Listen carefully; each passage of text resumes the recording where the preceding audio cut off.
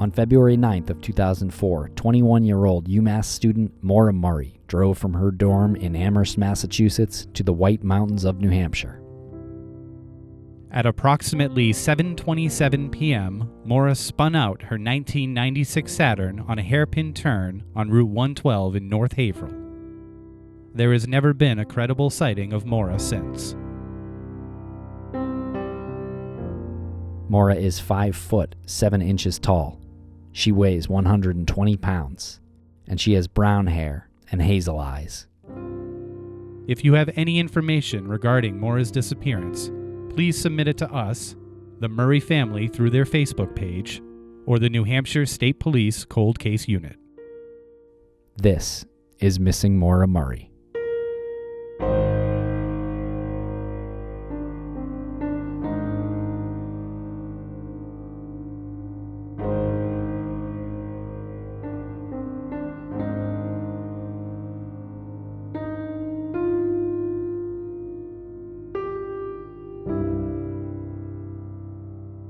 Maggie Freeling is joining us on the line. Thanks for joining us here on Missing Maura Murray. Maggie, how are you today? I am awesome. I'm coming out of an interview with Fat Joe, so I'm really high on life right now. What's Fat Joe like? He's just a very cool person. He's political. He's charitable. He's down to earth. He's humble. It was really awesome, and I was a huge fan when I was a kid, so it was cool. This is a little disappointing to be here now. Just saying. To be talking to us, yeah. Yeah. I was just going to say that I don't really want you to expect us to live up to that expectation. Yeah, you guys are definitely not any of those things. Fat Joe's a hard act to follow. Cool. No, I am excited to talk to you guys right now. So we brought it up on the last episode, what to do with the GoFundMe money. And so we asked our listeners to email in some ideas, and I think they had some great ideas. We'll go through them in detail a little bit later. But Maggie, what do you think we should be doing with these funds? I think last time we were up there, all of us talked that getting search dogs would be really, really good to do. Of course, we want to go up and dig in the spots that we identified. We had talked about billboards. That's very expensive.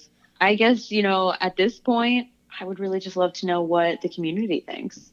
Well, one thing that we did discuss was that we can have a plan moving forward based on the information that happens in a current plan. So the first plan was to go up and do the GPR, and we got results from the soil. So then we determined what to do at that point. Whereas the next trip that we're going up with the search dogs, after that we will determine what to do based on their findings. So let's say the search dogs go into an area that we've designated and they find something, then we have to figure out, do we do a soil sample here? That soil goes to a lab. Hence, that's where the money's going to be going at that point, based on the results of the current sort of mission that we're on at the time. Yes, exactly. And so we're going back up to New Hampshire to do some more digging. What else are we going to be doing? Well, we are getting search dogs, which is really, really awesome. And it's the same people who helped train the dogs that we used in the show. And those dogs were really, really great. So I have full confidence in these dogs we will be using. And shout out to those guys. We didn't actually contact them. We were contacted by one of the handlers, and it just came to be that this was a connection to the Oxygen Show, the episode with the search dogs, and they have organized on their end to bring some dogs up there during our trip.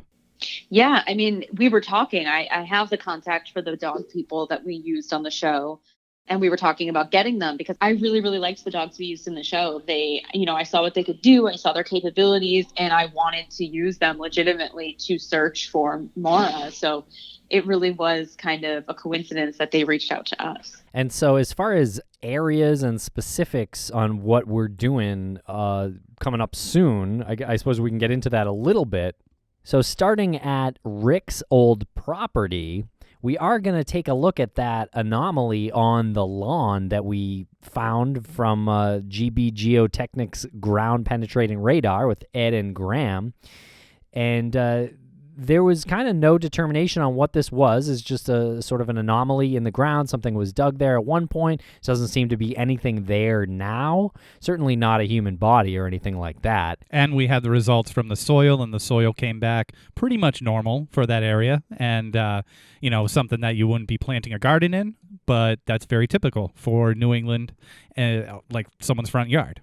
So right, only because the soil isn't great for that. In that area. Yeah, and something that I noticed in your last podcast, something that I think has been inferred but never actually said, is that just because the soil sample came back and it infers that there is no human remains in the hole, we're still looking for a backpack, a cell phone, her wallet. So that's what I'm hopeful to find when we dig. Right, and I'm so glad that you said that, because that's something that we keep reiterating. Just because the initial GPR didn't show anything that would represent a body per se, and just because the soil sample came back as negative for a high amount of organic matter, that doesn't mean that there isn't an anomaly there. And so now that's the next step. Yeah. No, well, there is an anomaly there. We know that from the ground penetrating radar. We know there isn't organic material, anything more than ordinary there. So, and we know that cadaver dogs have been over that spot and not hit that area. So we know that there's no body there. But like Maggie said, yeah, we're totally hopeful there's a backpack or something more related there. That's still a definite possibility. Right. So there's no reason why, when we have the means right now, to go and be as thorough as possible. Yeah, might as well do it. And the lovely current owners at that house are willing to let us dig. And we're not going to dig that far down. We're not going to disrupt these people's lives too much, I hope. But it's just going to be a little hole, and we're just going to find out what's in there, if there's anything in there at all. And what's really interesting about Ed and Graham from GB Geotechnics, we had a call with them yesterday just about the game plan when we go up there again and the itinerary. And when they get sort of something stuck in their craw, when they need to know something, these guys are super inquisitive. We're actually going to be going back to another location that we have pretty much said it doesn't have anything to do with it, with Maura's disappearance at this point, but there's something there that just they can't get out of their heads. So they want to go back there. They want to do some stuff and just clear it. And that's the level of, again, thoroughness that it takes to bring, it's 15 years. We're going to bring it as far as we can before we can absolutely, without a doubt, say, that's paint stain. That's not blood or whatever. Yeah, and something I think I kind of want to talk about too is it's so interesting that when we had wood chip tested in the show, I mean, that was a real well-known scientist that we had read us and do the testing of the wood chip that came back as 2 human blood samples. And so it's still baffling to me that we collected the rest of the wood chips, yet we're told it has no evidentiary value. So I don't know what that means. Is there blood on it? Whose blood is on it? Right. Yeah, we were debating this in the office yesterday, Lance and I, because we're not sure either. And we reached out to Chuck of the Cold Case Unit for further clarification if we can get any. Because one of the things we're thinking of doing is having these wooden panels, chips, tested again privately by us for DNA and to find out whose blood that was. So even though it was a TV show, the things that we were doing were real. And so that wood chip was real wood chip collected by John Smith and given to us. And we really paid a lot of money to have that tested. And we got 2 human blood samples, So yeah, I mean, what is on that paneling? Was that their final determination, Maggie, that it was human blood, but they couldn't take it any further? So once we found out it was human blood, we handed it over to the state police, thinking it could be Maura's because she could not be ruled out by the sample we were able to pull. Since it was so degraded, we couldn't get a full profile. So we could not rule her out by comparing her profile. We gave it to the police, and I don't believe it was ever tested. They said it was too degraded, and they didn't want to do that. So that's why, all of us, when we went back in recently, we pulled all those chips thinking, okay, now here's better samples. Let's test it. And I think what's so interesting about the wording, they came back and didn't say this is not human DNA or blood, correct? All they said was this has no evidentiary value. To this case or any other case is what again, Chuck said. So yeah. that's again my question. Mm-hmm. Whose freaking blood is in that closet? Right. So here's the hypothetical that Tim and I were rolling around yesterday. That answer comes back to us in a very specifically worded way from the state police. They really can't give anything more than what they know, right? The black and white facts. So here's a hypothetical. Let's say that there was blood in there, and let's say that someone went through the effort to clean up the blood, and I'm not saying this was a murder, I'm just saying there was blood on the walls, and someone went through the effort to spray cleaner on it, to wipe it down, spray it again, wipe it down, so that blood actually deteriorated based on how it was cleaned, and that is why they can tell it's blood, but because it was cleaned, we can't go any further with it, which would explain Chuck's wording saying there's no evidentiary value to this. He can't, he's saying that whatever this is, it can't be taken as far as to determine whether this is evidence. Because if he says anything else, think about if he says this tested positive for blood, but we can't link it to anything. So that just opens too many doors. And they wouldn't say, well, yes, it's blood and we have a match. They wouldn't tell us that either. It's an open case. Exactly. So, what do they have to match it against at that point? Like if it did get to that level, they would already be reaching out for whoever has any DNA that's within Maura's bloodline. Well, they already have Kat and Julie's DNA. Right, that's what I mean. They'd be reaching out to whatever lab has that at that point. Oh, the state lab. No, they have her. They have her profile. No, that's what I'm saying. And if they reached out to, well, I guess I was just picturing it in like the DNA lab. But if they reached out within their department and got that DNA, what would the state police have to say to us about it then? Certainly not. There's no evidentiary value. Well, it's possible they got the same exact results that we got. Exactly. But we just can't rule her out. Exactly. But but then I don't agree with that. I think if they couldn't rule her out, they wouldn't say this has no evidentiary value. Right. Wouldn't they encourage us to test it or give the remaining chips to them for them to test further or something like that? Or the concrete, which has been described as lighting up luminol as if it was pooling in a corner. I think more likely than it being inconclusive, because their wording doesn't seem like it's inconclusive. I think it's more that they know whose blood it is, and it is not of evidentiary value.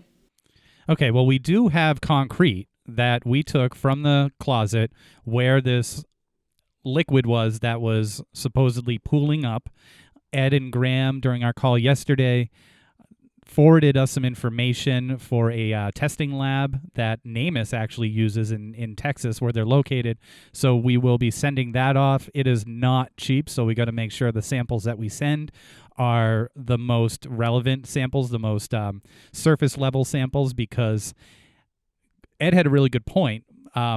Blood that's on that veneer type wood paneling would probably wipe away a lot easier than blood that's on a porous surface like concrete.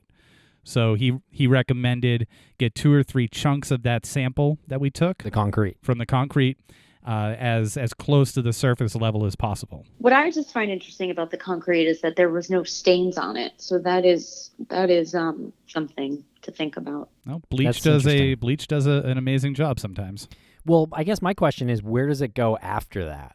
Right, and we were kind of trying to talk this out. I don't know that we have an exact answer yet, but so if we send these samples of concrete to this lab in Texas, and then they run the DNA, or if they're able to get DNA, they run that DNA versus Maura's or versus a family member of Maura's? Yeah, versus Maura. They have Maura's DNA is on file. That is something that is. They have. They don't need to compare family members. Not at NamUs. So I guess the lab at NamUs would have to contact the lab at the state police, right, and get the DNA, or we would just get the DNA ourselves. The state police has her DNA. Interesting. Okay, good. Yeah. This is good to talk out because I'm all this stuff is lost on us. Yeah, and I don't think that a lot of people know that her DNA is on file. A lot of people email us and talk about her siblings' DNA. You can match with the siblings' DNA just because I think a lot of people don't really know that much about DNA, just basically what they've seen on TV. Yeah, you totally can. I mean, you watch enough forensic files, you know that. But no, they have her DNA. They have. This is the craziest thing, is that she has a fully complete profile. There's dental records, there's DNA, there's everything for her. It seems like the next step after we're up there and we do the search with the dogs and we do an additional GPR exploration and some digging, maybe a soil sample, this DNA profiling seems to be probably within the top 3 of ways to spend the money. It does. That's what people said. No, I'm just basing this on the conversation now. It's also what people said, but I think it has to be done after our next trip up there, where we can have some more solid samples now that we've eliminated other locations. I think that because this money is not ours, it's the community's. I do think that there should be a heavy influence on what the community says. So I want to know. Tell me what they said. At this point, the overwhelming response was for dogs. Check. We're doing that. Which we're doing. Yes. Were there any specific locations? No, not really. Yeah. No. I mean, I think we're covering the specific locations that they would want. There are a couple of new locations based on some communication that we've had with members of the community, but nothing that has been heavily emphasized. That's any different than where we're already going. Right. So that one spot that Fred took me to, I think because that is a Fred request, I want to honor that first and foremost, which we are. That's going to be first on the itinerary, I believe, when we go up there with the dogs. They'll be heading out into that area. Concurrently, we will be operating another quick GPR scan at one of the previous locations. We did get one really interesting idea from a Rudy who emailed us. He said that you could sponsor a 10K run or marathon. Kind of an interesting idea. Hadn't really thought about anything like that. But that could be a good way to raise additional funds potentially. I like where his head's at. Yeah, there's something there. I like that a lot. Right. That's great. Instead of just directly spending money on something, you could spend a smaller amount on something like that to raise a much larger amount. Right. Cool. Anybody out there who knows how to organize one of those things, shoot us an email and we'll figure out a way to do it. Yeah, that would be amazing. And Tim will be first in line to run. Art will be. Tim and Art. Yeah, there's an email here from Melissa who suggests cadaver dogs as the number one priority, and then billboards, which we know is quite pricey, and dating the concrete slab at the A-frame. I think that's important. We're still kind of trying to work on that before we do anything, any actual testing on that. But we will be grabbing a sample of that, I believe, when we're up there again, the concrete slab. They'll be coring that so that we can send it off for testing. But again, everything is really based on the findings that happen at immediately after. Well, the other thing is we know, I don't know if this is on record or off record, so do as you will. The other thing we know is that Chuck West said to the owners of the A-frame that he wanted to bring dogs there at some point. So I don't know if that did happen or if what we know from that. I don't think it's happened to date. But it will. Here's an email from Rachel who suggests getting the wood chips and cement slab tested ourselves. I think that is sort of something that people want to know because and it's not really like a trust thing, I don't think, with the state police. I think most people at this point trust what the state police have done, but I think we know as a group that we're not going to get any more information, so might as well kind of run it down ourselves and see if we can find the same information, I guess, right? Yeah, I think so. I mean, I just think the curiosity of okay, whose DNA it is. I mean, my guess is it is one of the Moultons who we know is alive or whatever, and they lived there. Of course, their DNA, blood, I guess. We know it's blood, would be there. The percentage is pretty big on that, I think. Yeah. We got an email from Anne from Indiana, who says, I hope all is well in Wormtown. Anne, everything is going very, very well here in Wormtown. And she just said her request is if we could involve the Murray family with any of their requests for the searches. And some of the new locations that we're looking at right now are at the request of the Murray family. The new one that you have, Maggie, you were told by Fred. And then there's another one that is coming through Curtis Murray. So we're going to be looking at both of those. And so Anne, thanks for that. And that is happening. And shout out to Anne. We know her from CrimeCon. What up, Anne? And here's one from Leanna, who suggests testing the wood chips and the wood paneling and the what is in the A-frame closet. Try to run down that answer. And she said she agrees with Chuck in regards to offering a reward. So it seems like offering a reward, the community seems like it's a worry that there'd be too many false leads brought in. And we do know that the police are getting a lot of leads. So, I mean, it seems like people are bringing in leads, without a reward. So, yeah, that's excellent. Yeah, keep the leads coming, everybody.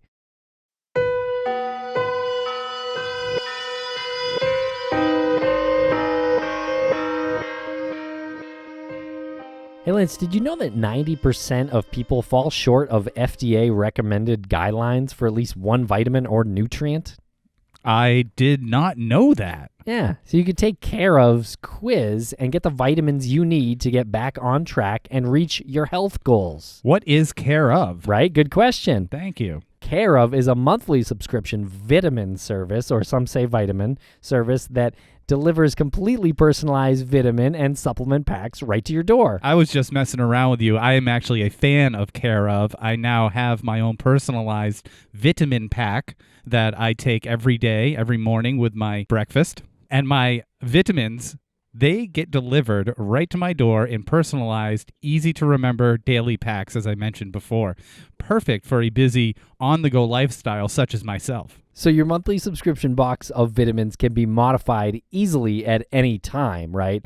And they deliver it right to your door, and you eat it with breakfast? Well, typically when you're taking your vitamins, you want to take it with some sort of food or beverage or both. And I do that with my breakfast and my coffee. Oh, coffee is delicious too, but it doesn't give you that kind of natural boost that vitamins or vitamins give you, right?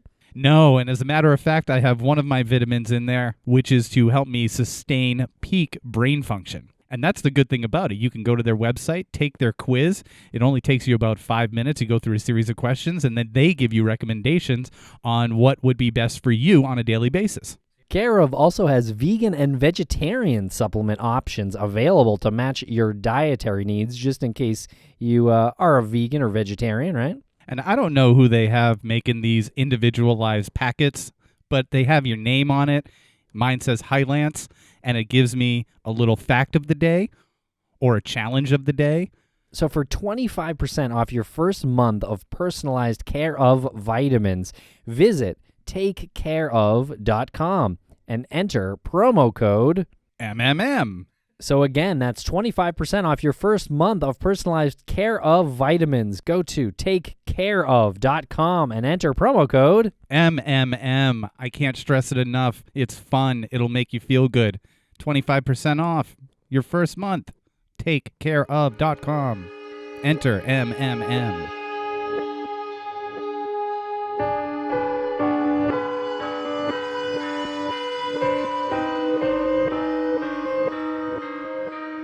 And we also got a really informative email from an architect named Brett, who was talking about the floors in Rick Forcier's old place. And on our last episode, we spoke to the current owners of that place, and they said that there's a couple of hollow spots, and they dropped an object on a spot on their floor, and it sounded hollow, but they had been told that the place was built on a concrete slab without a basement. So this architect emailed us, and we forwarded this information off to the current owners just to hopefully give them a little bit of peace of mind. And Brett goes on to say that this is actually kind of typical. A hollow sound is a typical thing with a concrete slab. He says a very common alternative is to use glue to adhere wood sleepers to the concrete slab and attach subfloor and finished floor on top of the sleepers. So some of this technical terminology is lost on me, but he does go on to say that this is a possibility.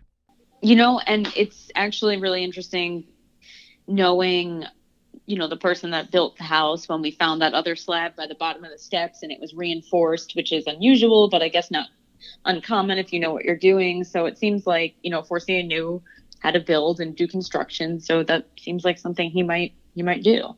That is also one thing that the GB Geotechnic guys are excited to work on, and bring sort of a handheld GPR on the floor there in that home of Rick's former home, kind of on the floor there, and just see if they see anything odd. I think they really wanted to do it last time, and we were kind of like, we kind of ran out of time. It wasn't like the biggest priority at that time. Well, we also did find out that foundation was in the works, if not almost completed, in February of 2004. And that was why we crossed it off the list the previous weekend when we were up there. Also, if anything is found there, not like, if they do a scan and something is found there, I'm sure the owners will do what needs to be done to get that thing up and identified.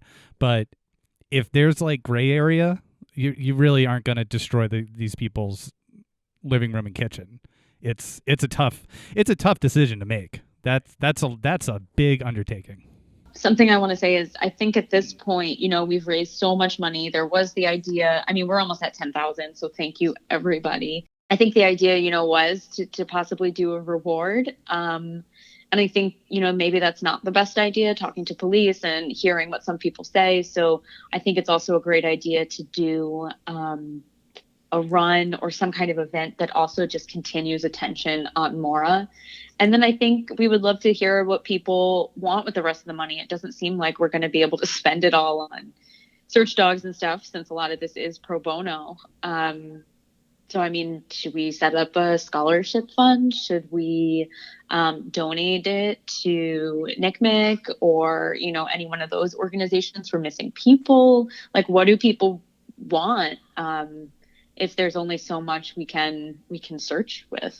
Well, I will say any findings that happen when we go up there on one of these trips and we need to test something for DNA or we need to test concrete, that's going to take up some cash pretty quickly.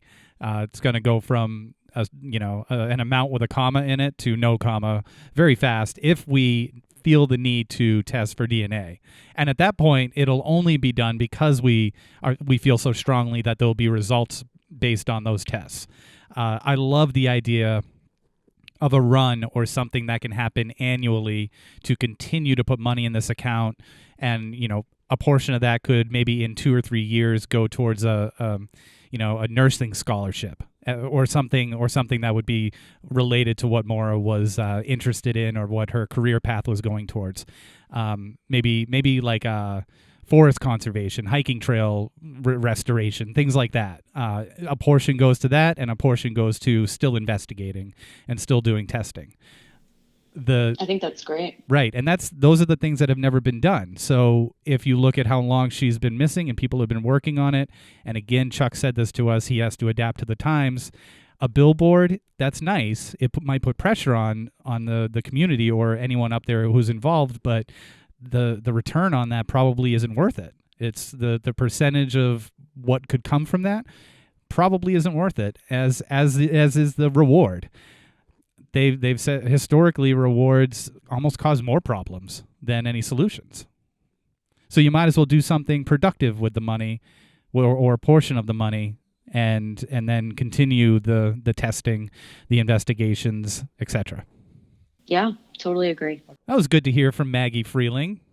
Yeah, great to hear from her and the audience too, kind of get some ideas out there and sort of brainstorm, ways to spend that money. Right. Here's the thing. You and I have never done something like this, nor has Maggie, but we do have communication with Chuck West, Art Roderick, law enforcement, and they can only tell us what they know based on their experience. And I think what we can take from that is what hasn't worked. So we're going to start trying to think outside the box. We're going to start really putting the money to good use that, like we just said, maybe in 2 or 3 years, there's enough money to separate it so that we can put it towards something that Maura would be interested in or something that the family would say, Maura would like that in Maura's memory, in addition to continuing the soil sampling and the investigations.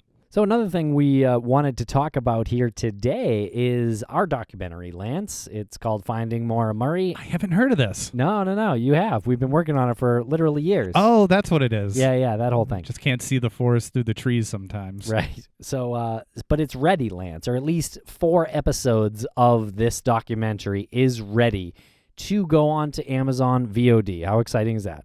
What date is this? I feel like we're doing a sponsor read. Not really, kind of. It's Monday, October 1st, actually. Give it a nice even number, October 1st. The first 4 episodes, which is about 2 hours of content, and it does take up the entire trip to Quebec, Canada that we had with our cameraman Joshua F. Leonard and with author James Renner. And this section of the journey that we started documenting was the beginning of our trip. It was the beginning of our exploration down the rabbit hole. And as far as an introduction to the rest of the footage, to the rest of the documentary, this is a great book-ended moment in time. It's a beginning, middle, and end with us leaving for Canada, us questioning why we're there, watching James go about his business up there, and then us bringing it full circle and sort of coming out of the whole thing with a very different view of the whole world that is this Maura Murray community. Yeah, maybe even more confused, but you really kind of see it, and you use the term you can't see the forest through the trees, and that's kind of like when we started walking into the woods. Yeah, it was a stepping off point. It was you're in the clear, and you made the decision, not you, but we made the decision to step in. And that was the last scene when we're in the car and we're talking about it. That was our moment where we didn't say, but we said, without saying, this doesn't end here. Our obsession begins now, and and that footage is about a year and a half before this podcast that you're listening to, ever began. So we do have a little bit more footage to show that happened after that trip to Quebec and before the podcast started. So that would be episode 5. And then we will get into the part where the podcast launches, and we have a lot of behind-the-scenes footage there, stuff that's never been seen before. And I think it's safe to say that these episodes will be delivered with maybe a rare exception in parts of 4, right? So the first 4, I don't know. The second 4, the third 4. So that's the intention. There might be just, story arc-wise, we could do only 3 for a certain release, but there will be multiple releases, and there will be a portion of the proceeds of the download fee that will be donated to the Maura Murray GoFundMe. Yeah, I have a feeling that it's going to be hard to hold off till we have 4 additional ones ready to put them all up at once. I kind of feel like we're just going to put them up when they're done, but I don't know. And we do have an editor that we're working with now who is really wonderful, and she is working on part 5 now. So hopefully parts 5, 6, and so on won't be too far behind. You certainly won't be waiting 5 years this time, or I suppose 3.5 if you're counting when we started the podcast. It's so funny because we're talking about it now, and because we're doing the first 4, instantly my brain just went to, well, the entire thing's going to be a multiple of 4, and we're going to deliver it in 8 4-part segments.